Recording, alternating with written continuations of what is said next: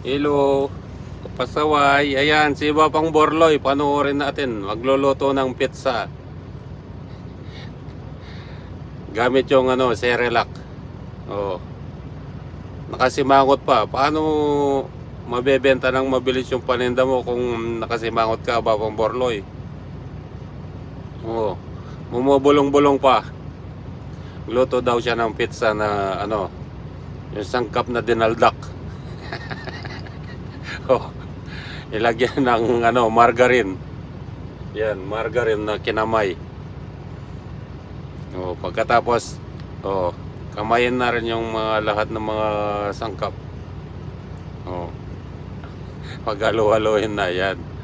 May sibuyas, may bell pepper, may kamatis, merong repolyo. Oh. Tapos yan yung tirang ulam niya.